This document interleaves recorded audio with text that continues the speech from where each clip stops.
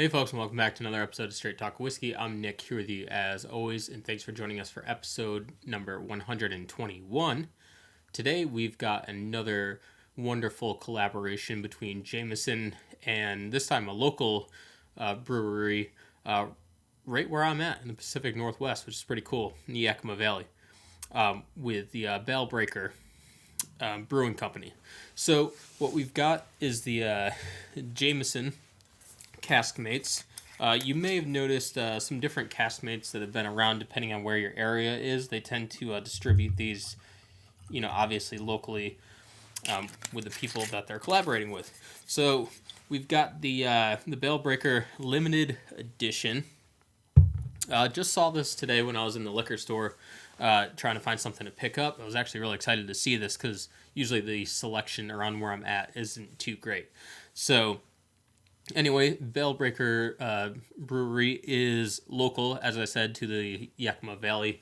And they're, interestingly enough, located right in the middle of their hops field where you can go and taste. I haven't yet gone to their brewery, but definitely something I'll check out in the near future for sure. But I've driven by it. Just last week I was actually driving through it and didn't notice it until I saw this, did a little bit of research on Bale Breaker. Because I'm usually not a beer drinker. It's just not something that I typically go to, but whiskey certainly. So, but every now and then when there's a collaboration, I do go out and try to seek out whatever beer that is. So in this case, we do have the Top Cutter IPA from Bale Breaker. If you are in the area, this should be around all year. It's sort of one of their signature IPAs. So they've definitely got that going on for you. We'll put in a nice little glass there just to be a little fancy. See if it overflows or not. Looking pretty nice in that glass there.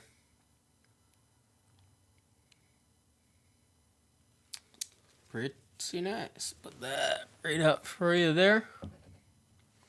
So anyway, always interesting whenever Jameson does this Caskmates collaboration.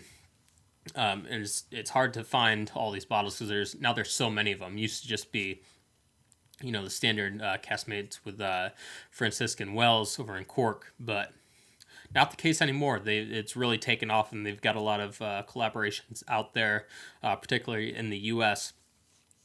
So anyway, let's get into the Caskmates first because that's going to be the strong. Well, that's what we're reviewing here is whiskey, and then we'll go and sort of see what the notes are from the beer. But on the color, we've got a really deep gold, almost straw color.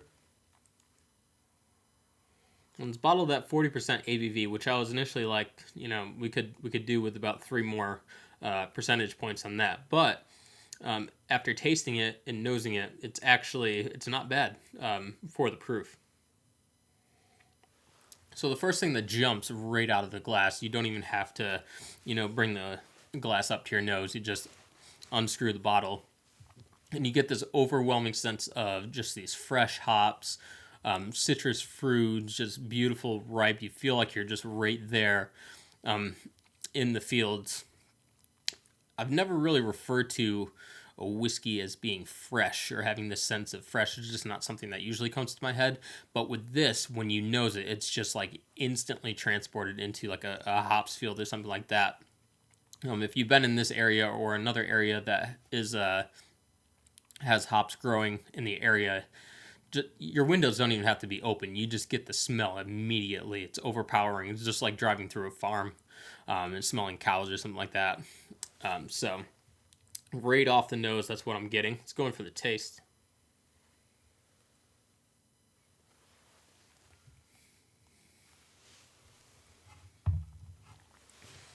Absolutely beautiful how the nose just translates right into the taste and a direct correlation there. Instantly you're getting the hops, getting the citrus fruits. I get a lot of like a really sweet sugary candy, almost like if you've ever had Fun Dip. Tastes sort of just like very sugary, beautiful, like fruity flavors. It's fresh, it's crisp. And because it's crisp, on the aftertaste is pretty quick. It doesn't linger along for any decent period of time. Let's top this up here. But yeah, the finish is crisp. It's clean. I sort of like that about it because the flavor that you get sort of instantly when you taste it is just, it packs a punch. It's right there. So it keeps making you want to go back more and sip. I think it's a great one to pair with the Top Cutter IPA. So like the same thing with Tullamore Dew's Dew in a Brew. I think you could do the same thing here with the Caskmates and this IPA if you can find it. But just incredible pack, just a punch of flavor when you taste it.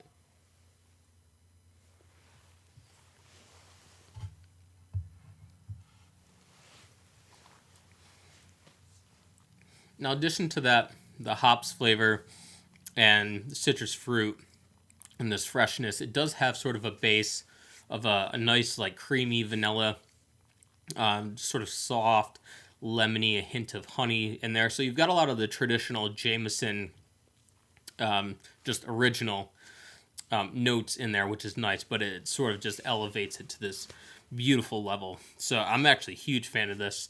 Out of all the Caskmates that I've had, this is probably hands down my favorite out of them all. So the 40%, like I said, doesn't really bother me too much after tasting it because it's sort of, the proof is in the bottle there. If it were, something that felt like it was a little lacking or something like that, then I would really sort of be pushing for that to be 43 or, complaining about it. Not like they're going to change it. But anyway, let's go in and try the IPA here. Now that the hops definitely jumps out at you. Pretty high level hops content.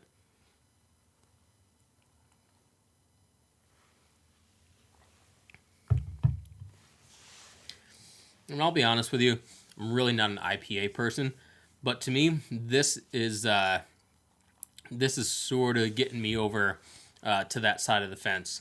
It's just like the Caskmates IPA edition, where it's crisp. The aftertaste isn't long after, and I guess that's what I don't like about most IPAs is just the lingering taste of hops. And I could probably attribute that, or at least partially, to somebody within the industry who will not be named, but you know who you are if you're watching this, who had at an event sort of had given me a little bit of barley to taste. Just the grain barley was absolutely beautiful. Just tasting, malted barley is just, it's a beautiful thing. And then he decided to give me a little bit of hops, and me being stupid at the time, not really understanding what I was getting into of just eating raw hops. That's basically the equivalent to taking the cinnamon challenge, which I haven't taken, but at least from what I've heard, it does to you. Sounds pretty similar. I would not recommend you go and try to just eat some barley or some hops raw. Not good. But anyway, getting back to the IPAs, and as far as the beer goes, typically not a fan because of that lingering aftertaste. But with this, it's crisp, it's clean, it's fresh. It's beautiful. And you probably can't see it, but in the top of the glass, it's got some sediment floating around in it, which I really like. And they have a disclaimer about that in terms of it. They advertise it straight from the farm, this unfiltered, just beautiful, full of hops. And I like that about it. Got in the habit of making everything nowadays too clean. Water's got to be absolutely, this sort of mineral content in it. And it's got to be filtered this way and that. Now, don't get me wrong, I'm a huge coffee fan, so I like my filtered water. But I don't get crazy with like all the minerals and all that kind of stuff. Everything nowadays got to be, chill filtered, and that's supposed to be good. And you filter it every other 6,000 different ways. But me, with whiskey and things like that, beer even, if there's a little bit of sediment, that's not going to, deter me away. If anything, it's going to make me go and buy whatever that thing is, because it's more natural to what, the end product was before, cutting a whiskey or filtering, beer out before it's bottled or put in cans and that sort of thing. So I actually really like that about that. I don't know that there's anything else on that. I found that note out on their site. I don't necessarily see it on the can here, but it's actually really interesting that I ran into this Caskmates today, just because the collaboration with Bale Breakers Brewery and Jameson, Bale Breaker being so close to home, like literally minutes away from me, which I was just oblivious to, and then going out and getting the beer, which is right down the street at the supermarket, just easy to get. And just that's what I love about this, just these chance encounters are like word of mouth and stuff like that. You just hear about things that are just incredible. So like after this, I'm going to go out and get a couple more bottles, so that I have, because it's amazing, So, that's what this whole adventure is about, right?